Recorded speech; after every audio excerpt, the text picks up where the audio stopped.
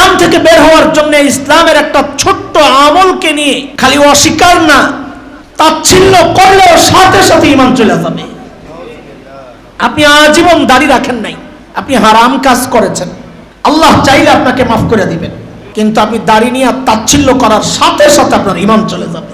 আপনি পর্দা করেন না, সারা জিন্দেগি করেন নাই, কবিরা গুনাহ করেছেন, আল্লাহ চাইলে মাফ করে দিবেন, কিন্তু আপনি পর্দার বিধান নিয়ে তাচ্ছিল্য করবেন, সাথে সাথে ঈমান চলে যাবে। আমার ঈমান দুর্বল, ব্যবস্থাপনার সমস্যা, সীমাবদ্ধতার কারণে ময়দানের জিহাদে আমি অংশগ্রহণ করতে পারছি না, এটা আমার দুর্বলতা, অসহায়ত্বের কথা বলছি, সীমাবদ্ধতার কথা বলছি। কিন্তু কেউ যদি জিহাদকে সন্ত্রাস বলে, জিহাদকে সন্ত্রাস বলে, কারো কাছে জিহাদি বই পাওয়া গেলে তাকে গ্রেফতার করে অপরাধী হিসাবে, জিহাদি বই পাওয়ার কারণে কেউ যদি কাউকে গ্রেফতার করে, তার মানে জিহাদকে সেই অপরাধ মনে করতেছে।